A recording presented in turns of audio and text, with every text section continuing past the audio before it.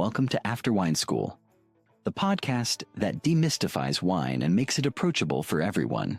Join Keith Wallace and Alana Zerbe, two of the nation's leading wine experts, as they uncork everything you need to know about wine, from picking the right bottle to mastering unforgettable food and wine pairings. This isn't about stuffy lectures or confusing jargon. It's about enjoying wine the way it's meant to be. So grab a glass and let's dive in. Don't forget to subscribe to After Wine School today.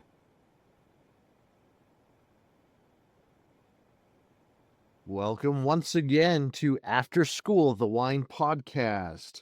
This is our podcast. It's After School. The topic today is tasting room nightmares. Tasting room night. All right, and we're gonna drink along with this after we talk about this. We're gonna actually taste some wine. What wines are we tasting We're going to today? taste some wine. Let me show you, Keith. Oh. We're going to have a beautiful Pinot Noir from Domaine Bouchard. This one's called Bon de Chateau. It's a Oh. Premier Cru. That's fantastic. Oh, Premier Cru. Oh, wow. All right. Well, I'm gonna leave this here for right now. Yes. Let's not taste yet. Not just I yet. thought about it. I was like, I know, I really want. There's a delay there. I didn't know if you were going to come back to us. There was a delay. It was. So let's quickly introduce ourselves. My name's Alana Zerbe. I am the Director of Wine Education at the Wine School of Philadelphia.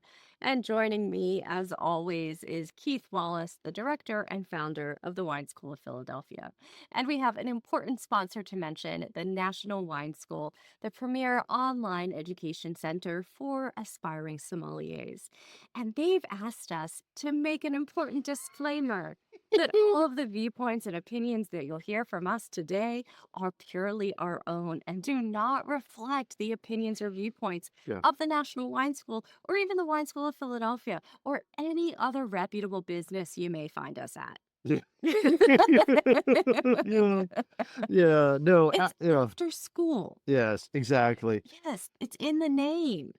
The clue is in the name. Yeah, and it's also great because usually we can't talk about. I'm going to sit down. I'm going to relax. Oh, that's good. All right. Yeah. Well, it's spilling the tea about the insider things, and that's what I like doing in this place. That's what we do here. Yes. And and one of the things we were going to talk about, right, is tasting rooms, and because tasting rooms, this is the place. And one thing, set this up. Wineries need their tasting rooms because direct to consumer, DTC, right? This is actually where the only way that a winery can sell directly to a consumer and then hopefully not just there, but also get them on their mailing list and send directly. So they're making all the profit. This should be somewhere, if you're a healthy winery, it can be up to 40-50% of your income.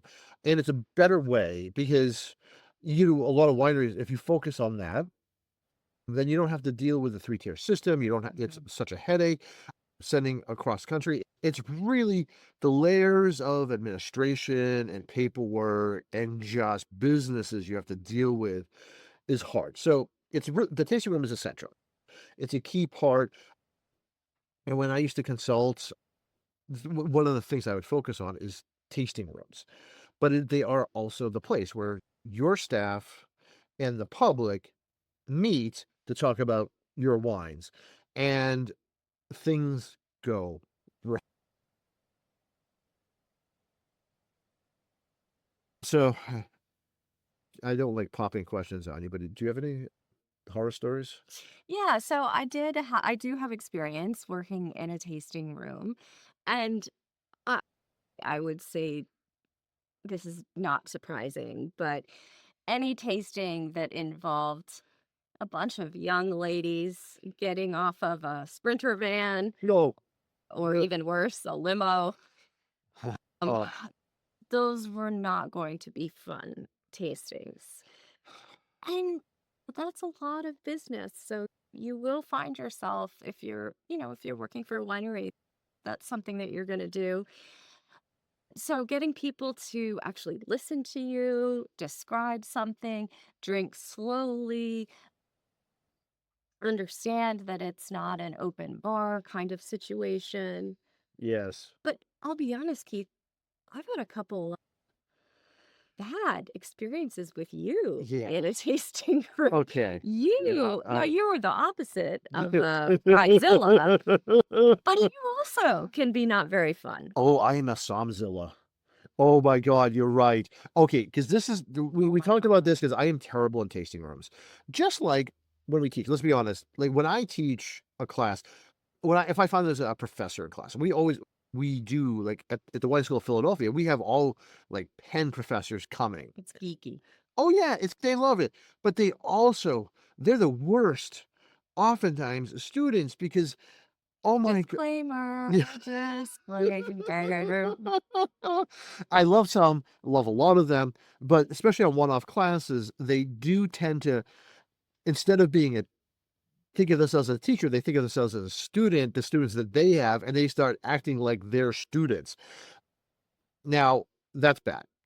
So I know that, but I also know, on the other hand, because I've been in the wine trade for so long, and I've trained people in how to work in a tasting room, it's very important. But when I'm in a tasting room and I'm supposed to be enjoying myself, I can't. And I am terrible. Okay, Can I tell a story? please do. Because I can illustrate this. Okay, good. Talking about if you're a professor and you come to a wine class or probably any class, you are used to hearing yourself talk. So Mhm. it can be a little destabilizing when you're expected to just sit and be quiet and just take in information. And so that's understandable. I have a memory of walking into a tasting room with you, and you were immediately incensed because, and this was a darling little, I'm not going to say where, I'm not even going to give the state, just a darling little passion project of a winery with some nice ladies manning the tasting room. And you walked in and you said something along the lines of, "What's with those freaking trouncing systems? How long have they been doing that here?" And they looked at you terrified. And you turned to me and you said, "We have to leave." And I said, "We just got here." And because they didn't know how to answer your awful question, you're just red because you remember this. Oh, I know this too well. And so, okay, a little context. Oh, This is a winemaker who I know professionally, true. and we've traded wines in the past. Yeah. Not recently, so I know their boss, and we've had conversations Yeah, about that made it trouncing worse. systems. And so, yeah. Oh, it It was made it so much worse. I made everyone's I made I was yeah, I ruined And everyone's we day. did have to, oh yeah, I think we had one wine, Yeah, and for everyone's sanity, we yeah, wrapped it up after that. yeah. And So when you get someone who knows a lot, that can be a tasting room horror too. oh yeah. Oh, I violated all the rules. Like, because there's So certain what are, points. yeah, what are some things you want to do to be a good tasting room guest? Okay. First off, all right, yeah, obviously. So what I did wrong, and this is really you have to go in realizing that everyone there that you're not going to be the star of the show. Now, I walked in assuming that as soon as I walked in, like I was going to be recognized, and they were going to take me behind the scenes, give me a tasting because that's what I usually happens. I usually, if I'm in a winery, I'm not at the tasting room. I'm like the winemaker comes out, and so first of all, I Set was a dick. expectations. Yes, set I expectations. don't assume that you're the only one there and that you're the most important one there. I was much younger. That was an egotistical piece of shit thing to do. I own it now, and you're right. You were right as a Partner. partner. Even that's hard to say because I'm like my employee. Yeah, my business partner, my peer, as my peer, pulling me out of that because I was just behaving poorly. Yes, go in assuming that you're going to wait, that the people behind the counter may not know everything that you know. They actually may not know as much as you know about the wine. So one thing. just being nice and smiling and sitting there and just be there for the ride and just Give them the benefit of the doubt. yes, Understand that they're if they're there, they love wine. yes, No yeah, one behind a tasting room is making a ton of money. that's true. That's true. So they want to be there. They're passionate. Maybe their family of the owners or winemakers. Modulate expectations, Hmm. give them the benefit of the doubt. But I will also say, I too recently have had an experience where I didn't expect somebody to recognize me or know me or grab the winemaker or something. But this person didn't get the cue from the questions I was asking that you should elevate the discussion. I don't need to know the difference between red and white wine. Let's like let's make this worth each of our time, right? You're hard tasting rooms too. Well, I was told this was a little bit pushing it. But what I did was I made a personal connection, asked this person about their background, how long they've been there, and then, hey, would you mind going to the winery if there are some tech sheets laying around? Maybe just look at a tech sheet. All right, there you are. Yep.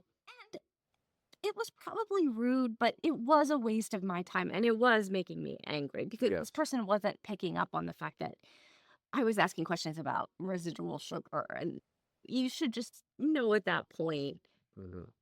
elevate it. But Yeah. it shouldn't be a trial.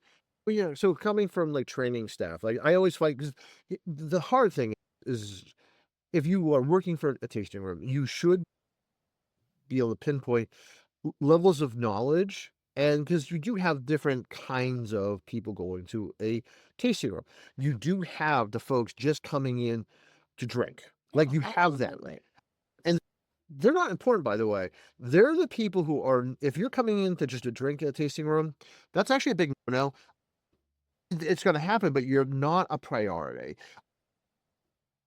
The people who really matter are the people who are sitting down and who are asking questions, who are really engaged. Oh, and let me say this. I knew I was going to walk out of there buying their wine. If I knew I wasn't going to be buying any wine, I never would have Yeah. done that. I walked out of there with a box of wine, stuff that they didn't even look like it was available for the public. They ended up bringing out, and we bought and had a glorious time. So, if I didn't think I was going to buy wine at that place, I never would have asked those questions. I actually did want to buy. So, keep Yeah. that in mind too. If you're being difficult, Yeah.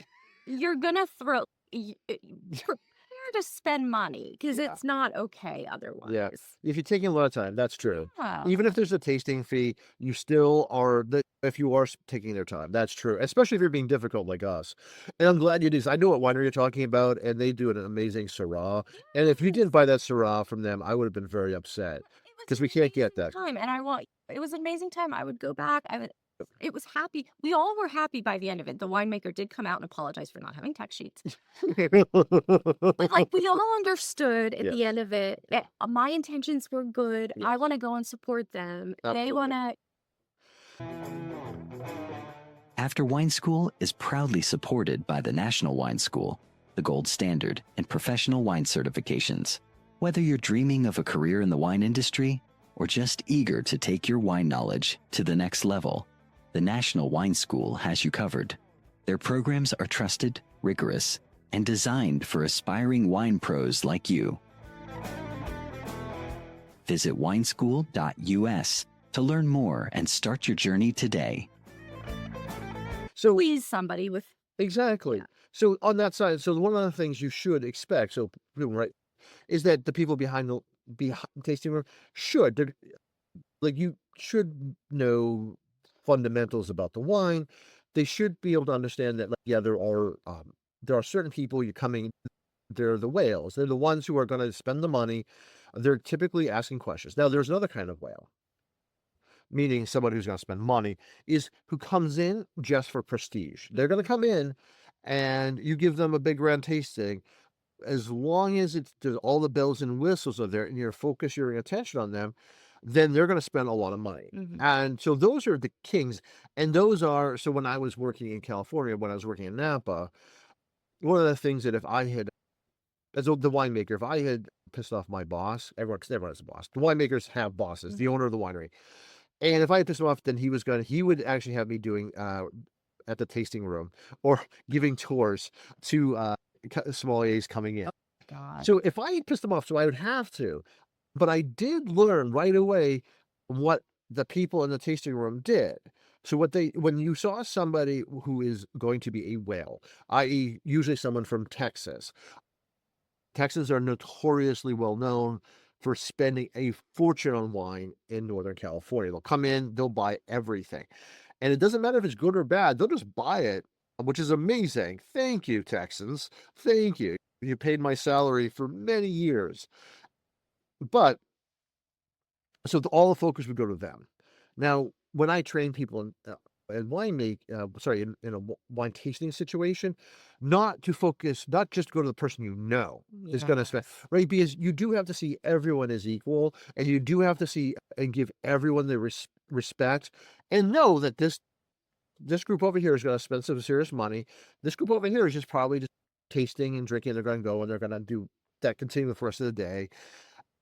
And then you have that middle group, which is the hard group. That's the group like you and I, who are really going to ask a lot of questions, be very difficult. We're going to buy, but you're going to be working because we're asking industry questions. And that's not always available behind, you have to know that the person behind that counter is actually knowledgeable. When I train people, I want to make sure they're knowledgeable. But even more important than that is actually be able to treat everyone equally. So when you're going in, just understand a couple things. So if you are a customer going into a tasting room, what tips, how would you recommend them getting a better experience? What as a consumer, what can I do or what can they do to have a better experience at a tasting room and not get pulled out by your peers because you're such a complete dick? Yes.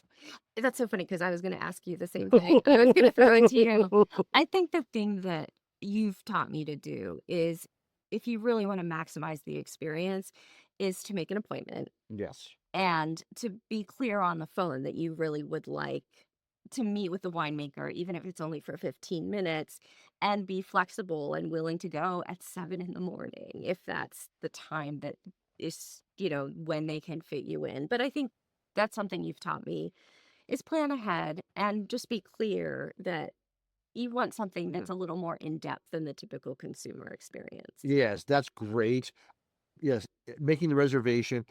And if you happen to be in the trade, or if you're taking a wine classes, you can mention that, and you should mention that. It just shows that, where you're at, knowledge level, so that they know how to treat you, who to put in front of you. It's very important. That's key, right? Make the appointments. You come in, you never say you don't like anything. That table is a fan. You mentioned that. They're a huge fan. They love that wine. They may be related to the winemaker. They may be the owner. You don't know. And we've had that where actually we're at trade tasting, and the person behind the counter was the winemaker's mom. And I almost said something very mean, and Yes, you almost did. Oh man, I'm a terror. I'm a terror. I'm sorry. But you're difficult, but the one thing you never do, Yes. never, Yes. ever, you've never asked for anything for free. Oh no, ever. Never. Never. So, No. so you can say you're in the trade, but do not have a entitlement to think that you're owed anything. That's on the true. house. Oh, absolutely not. There are, if you are in the trade, they may actually they may not. Never ask. Yeah, and you never ask. Yeah, you never ask for anything, and you just compliment. So when you go in, because they're such a fan behind, and they may be a member of the family, you never say, "I don't like this," ever. You can say, "This is not to my style. I'm more interested in XYZ." They offer you a sweet rosé or something weird. You're like, "This is not to my liking. Not to what this is not what I'm looking for right now. What I'm interested in are big, heavy red wines, or I'm looking for light aromatic wines to start with, or even set expectations. Like I can't taste all your wines. That's a good one. Yeah, Yes, you do I that a lot. Yeah. can only I have just give you them. I can only taste 3 or 4 wines. What ones would you recommend?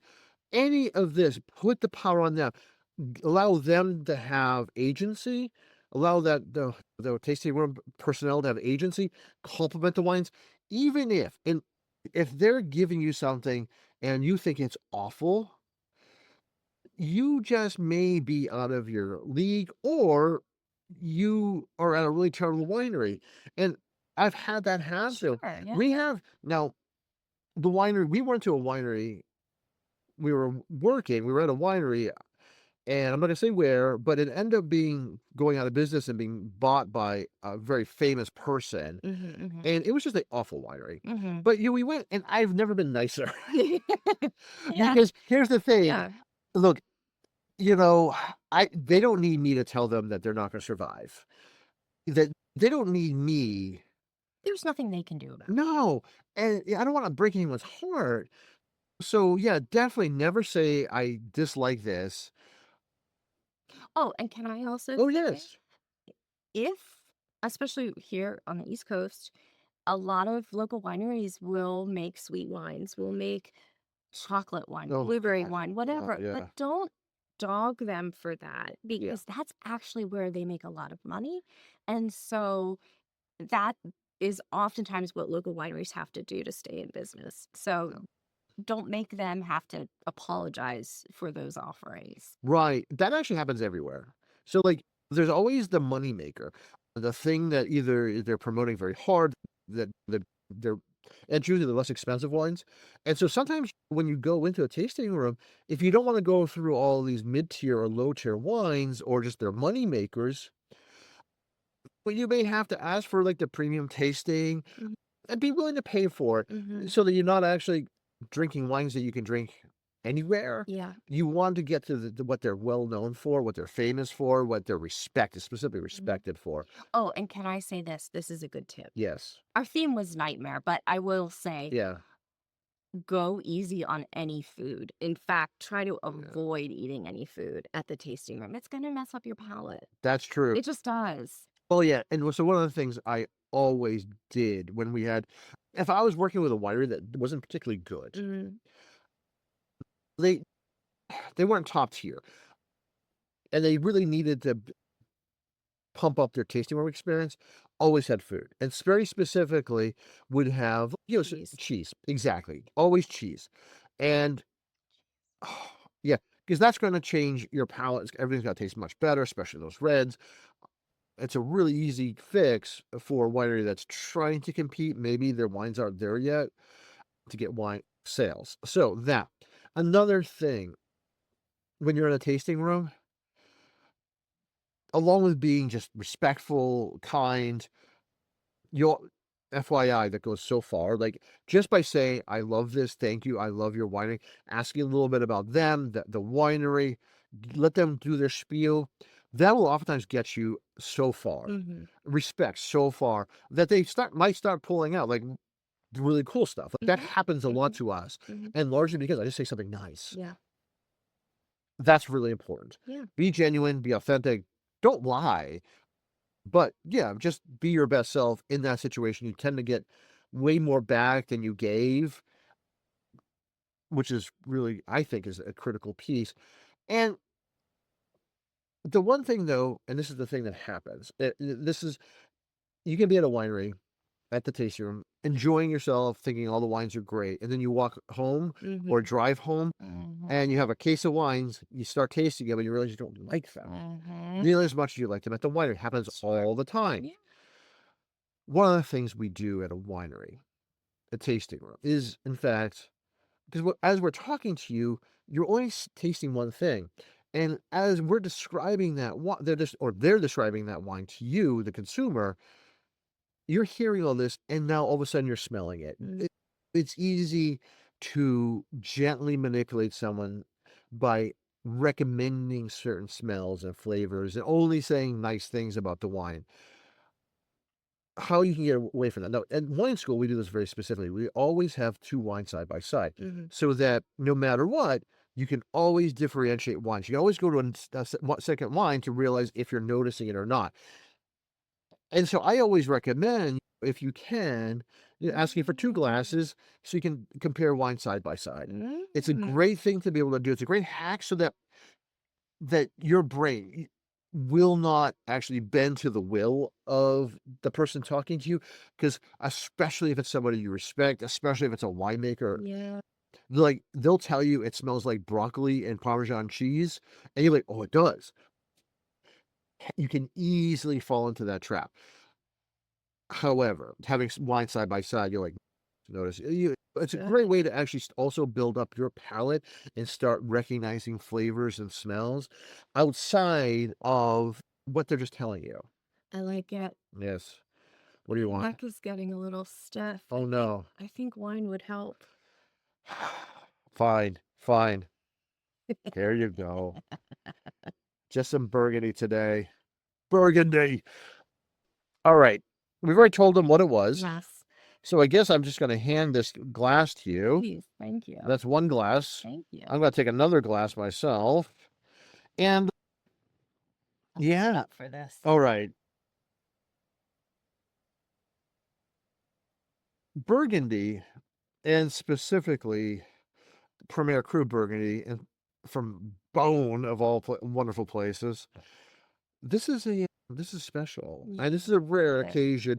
This is the kind of wine you buy, you drink when you want to truly enjoy life. This is not. It is a treat. Yes. Okay. So I'm going to swirl this puppy a little bit first. I want to stick my nose in it. All right. So have you given it? All right. You stuck your nose in there? I have. All right. Oh, we definitely made sure we decanted this for about an hour ahead of time. Gently. Gently, yeah. Gently. Yep. Now, how would you describe that nose? Violets. Violets. Yeah. Now, Pinot Noir, which is what Burgundy is, it has its varietal fingerprint. It's something we teach and train at sommeliers all the time. Barnyard roses for aromatics, light-bodied, low tannins, high acid. This is what Pinot Noir is. The framework, what this Burgundy does, it fills it out in a way that it turns those floral notes, those roses, into, oh my God, exotic violet. But there's also, yeah, there's a little lilac in there too. Red flowers, not white flowers this time. Beautiful. Oh my God. Yeah. It's getting more. I'm getting like fennel and some spicy notes. Yes. And the barnyard. Okay, let's talk barnyard, right? Now, that's a euphemism for barnyard. Funk. Who?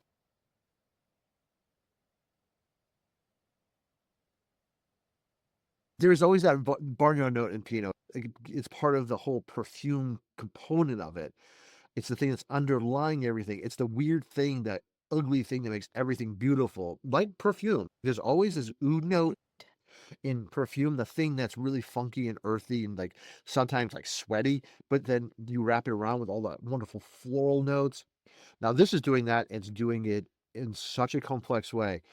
This makes most Pinot smell like department store or like CVS perfume, and this is like the most beautiful, expensive, and I don't know what's the most expensive perfume these days. I have no idea.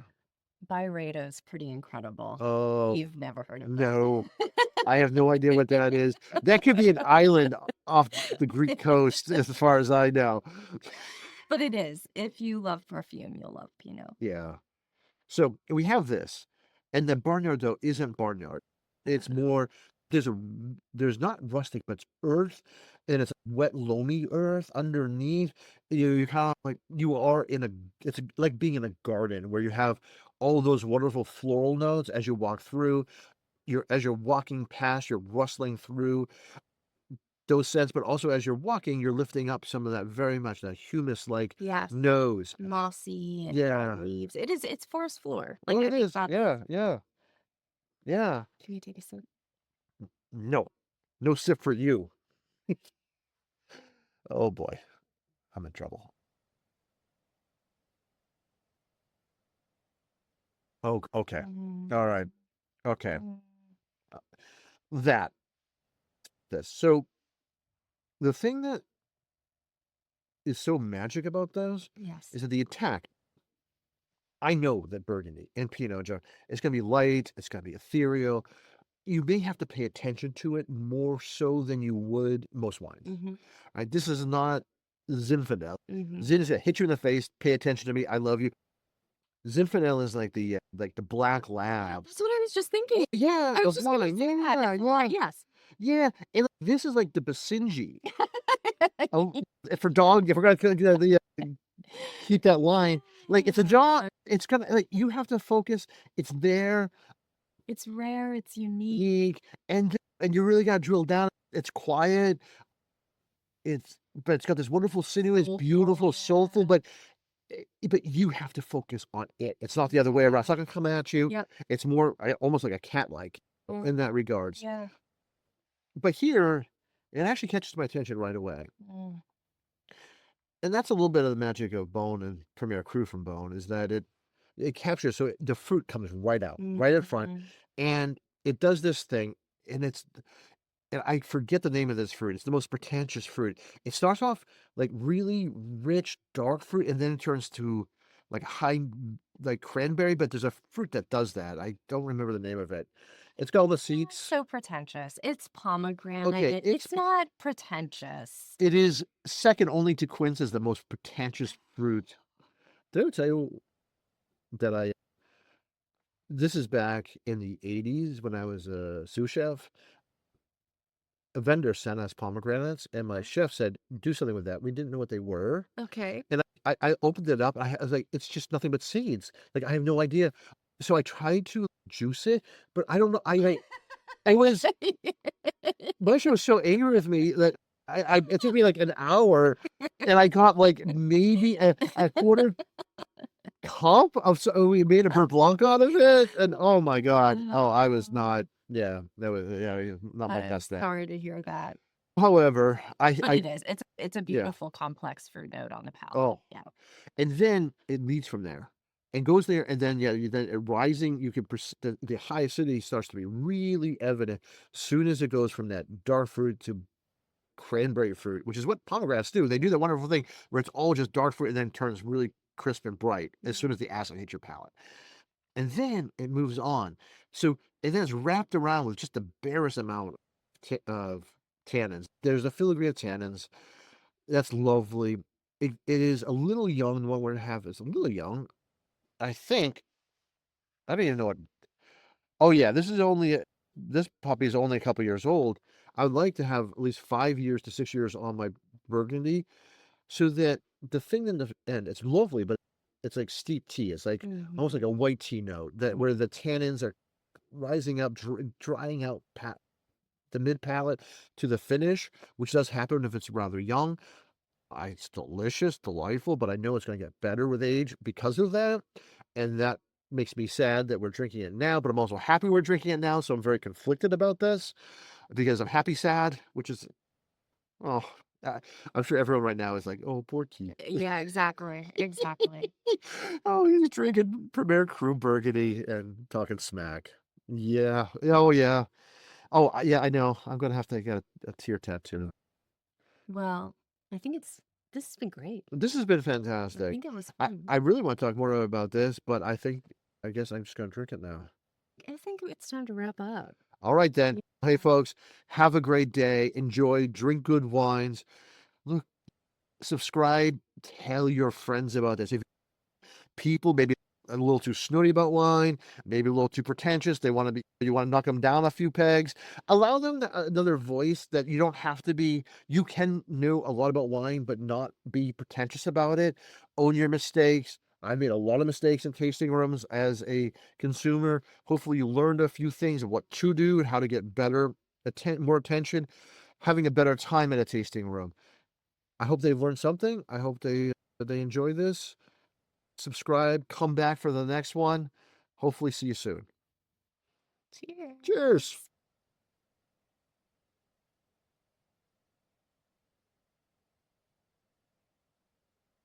Thanks for spending time with us on After Wine School. If you enjoyed today's episode, hit subscribe so you never miss out on more wine wisdom, tips, and laughs. Until next time, raise your glass, savor the moment, and cheers to you.